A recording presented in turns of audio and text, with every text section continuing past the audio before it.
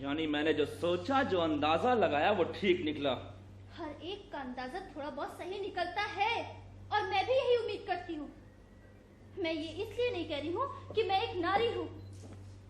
हर इंसान को इतनी सूझबूझ तो होनी चाहिए कि कौन किस चीज का ज्यादा जरूरतमंद है। कौन ज्यादा जरूरतमंद है श्रीमती हेल्मर, ये बात आपको अच्छी तरह पता होनी चाहिए। देखिए, मेहरबानी करके आप मेरी जरूरतों को समझिए। देखिए, आखिर आप क्या कहना चाह रहे हैं? मैं आपका मतलब नहीं समझ पा रही हूँ। आप मेहरबानी करके मेरी नौकरी की सिफारिश अपने हस्बैंड से कीजिए। देखिए, आप साफ साफ बोलिए, आपके कहने का क्या मतलब है? आखिर आपका पद आपसे कौन छीन रहा है? इतनी मासूम मत बनिए श्रीमती हेल्मर, इतनी मासूम मत बनिए। मुझे पता है कि श्रीमती लिंदे यहाँ किस लिए आई थी। देखिए, अगर मुझे वहां से निकाला गया, धक्का दिया गया, तो इसकी जिम्मेदार सिर्फ और सिर्फ आप होंगी। देखिए, मैं आपसे वादा करती हूँ। हाँ, मैं उसी बात पर आपका ध्यान आकर्षित करना चाहता हूँ कि मेहरबानी करके मेरी नौकरी की सिफारिश कीजिए। और मुझे लगता है कि आपका अपने पतिदेव पर प्रभाव है। देखिए, मेरा कोई ऐसा प्रभाव नहीं। आखिर आप ये बात सोची कैसे? अभी आपने खुद ही कहा है श्रीमती हेल्मर, और मुझे लगता है कि आप काफी प्रभावशाली हैं। जी नहीं, मेरे हस्बैंड पर कोई ऐसा दबाव नहीं है। आपका दबाव नहीं? मुझे ऐसा नहीं लगता है। देखिए श्रीमती हेल्मर, मेहरबानी करके मेरी मदद कीजिए, और अगर ऐसा नहीं हुआ तो आप समझ सकती हैं। पर मुझे लगता है कि आपके पतिदेव अन्य व्यक्तियों से कुछ अलग नहीं। अगर आपके पतिदेव आपको ज्यादा प्यार करते हैं तो अपनी बीवी की बात को वो कभी टाल नहीं सकेंगे। अगर आप एक बार गुजारिश करेंगी तो वो आपकी बात को जरूर मान जाएंगे। वो ऐसा कभी नहीं करेंगे। वो ऐसा करेंगे श्रीमती हेल्मर। अगर आप उनसे एक बार गुजारिश करेंगी तो वो जरूर मानेंगे। वो ऐसा नहीं करेंगे मिस्टर क्रूगिस्टन, तब क्यों नहीं समझते?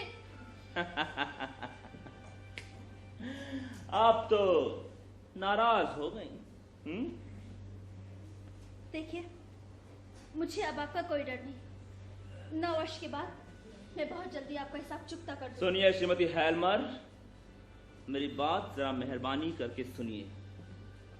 अगर मुझे अपनी नौकरी बचाने के लिए जीवन रहते संघर्ष करना पड़ा तो मैं जरूर करूंगा। ऐसा ही लगता है। देखिए, बात सिर्फ पैसों की नहीं है।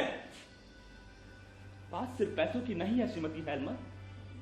बात यह है कि कुछ वर्षों पहले मुझसे कुछ अपराध हो गए थे। ऐसी उड़ती हुई बातें और अफवाहें मैंने कहीं सुनी है। हालांकि मेरे खिलाफ कोर्ट में कुछ साबित नहीं हुआ था, पर इतना तो हो ही गया। तब से लेकर आज तक मेरे लिए हर दरवाजा बंद मिला। तब से लेकर आज तक मैं कुछ न कुछ सहारे के रूप में चाहता हूं। आखिर कुछ तो होना ही चाहिए। आपको पता है, उस एक घटना ने मेरा सारा सम्मान, मेरी सारी प्रतिष्ठा मिट्टी में मिला दी। आज मेरा बेटा बड़ा हो रहा है श्रीमती हेल्मर। मैं उसके लिए वही सम्मान, वही प्रतिष्ठा वापस चाहता हूं। और बैंक की नौकरी उस सीढ़ी की पहली पायदान है, पहली कड़ी है जिससे आपके पतिदेव मुझे धक्का देना चाहते हैं। भगवान के लिए मिस्टर क्रूगिस्टन, समझिए, मेरे हाथ में ऐसा कुछ भी नहीं है जिससे मैं आपकी मदद कर सकूं। मुझे तो लगता है कि आपकी तनिक भी इच्छा नहीं है मेरी मदद करने की। लेकिन श्रीमती हेल्मर, मेरे पास ऐसे तरीके हैं जिनसे आपसे काम करवाया जा सकता है। देखिए, आप कभी मेरे हस्बैंड को ये नहीं बताएंगे कि मैंने आपसे कर्ज ले रखा, उधार ले रखा है। और अगर बता दूं तो क्या होगा? तो मेरी जिंदगी में एक भयानक तूफान आ जाएगा। मुझे उनके सामने बेहद शर्मिंदा होना पड़ेगा। सब रिश्ते नाते टूट जाएंगे, बिखर जाएंगे। भयंकर हालात, दुखद स्थिति। तो फिर ठीक है, आपको जो कहना है आप कहिए। इससे कम से कम मेरे हस्बैंड को भी पता चलेगा कि तुम कितने कमीने और कितने मक्कार आदमी हो। फिर जो तुम ये नौकरी पाना चाहते हो ना, कभी नहीं हासिल कर पाओगे। आप तो नाराज हो गई श्रीमती हेलमर। भाई इतनी छोटी सी बात आपको इतनी बुरी लग गई। Relax Shrimati Helmer, relax. भाई मैं तो आपसे यही कहूंगा कि ज्यादा गुस्सा आपकी सेहत के लिए ठीक नहीं। देखिए, अगर मेरे हस्बैंड को ये पता चल गया तो वो यकीनन सारा कर्जा आपके मुंह पे फेंक देंगे। समझ गए आप? श्रीमती हेलमर, मुझे लगता है कि आपकी याददाश्त कुछ कमजोर हो गई। आप क्या कहना चाह रहे हैं? आपको याद नहीं कि आप कुछ दिनों पहले मेरे पास आई थी? आपके पतिदेव की तबीयत बहुत खराब थी। आपको मुझसे 4,800 क्रोनर उधार चाहिए।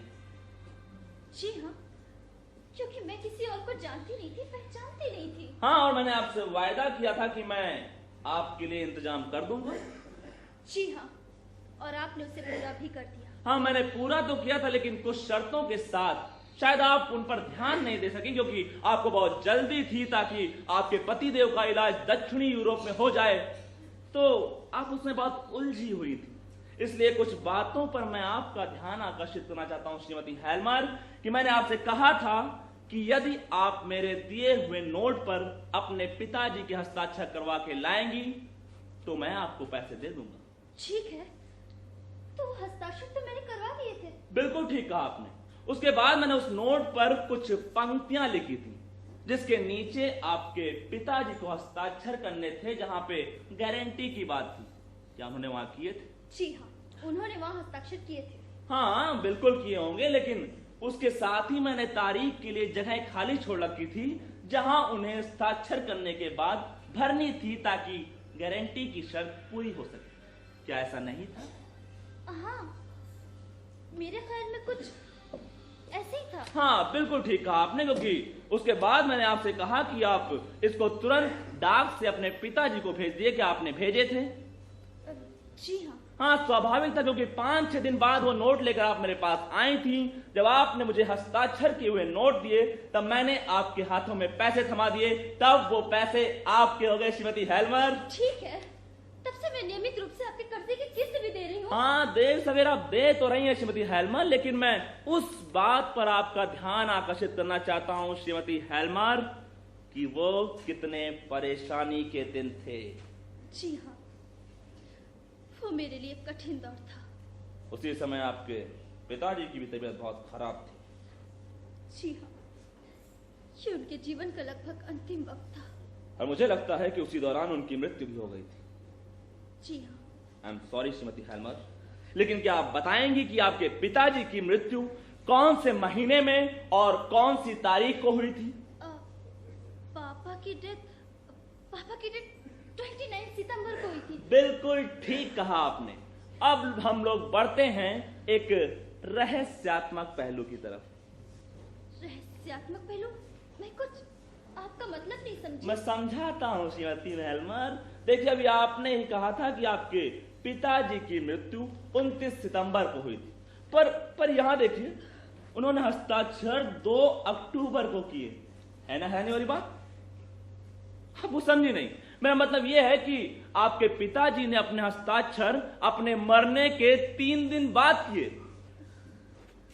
छोटे श्रीमती हेलमर, हो सकता है कि आपके पिताजी को याद न रहा हो कि अपने हस्ताक्षर करने के बाद तारीख डालना जरूरी होता है, और किसी और ने जिसे ना पता हो कि आपके पिताजी की मृत्यु कब हुई थी उसे खाना पूर्ति करने के लिए भर दिया हो, जिसे ये ना मालूम रहा हो कि आपके पिताजी की मृत्यु कब हुई थी।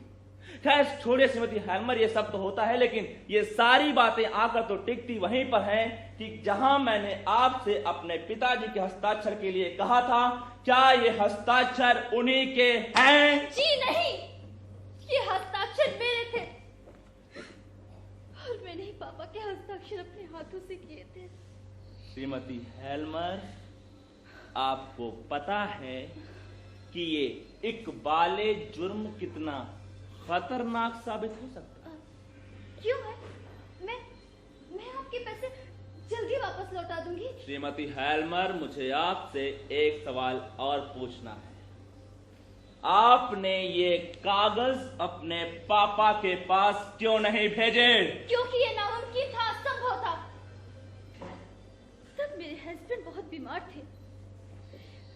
समझ में नहीं आ रहा था कि मैं क्या करूं। अपने हस्बैंड को देखूं कि पापा से मिलने जाऊं। आपने तो इतना भी नहीं समझा कि आपने किस तरह से अपने आप को उलझा लिया है श्रीमती हेल्मर। अब आपकी स्थिति बिल्कुल मेरी जैसी हो गई।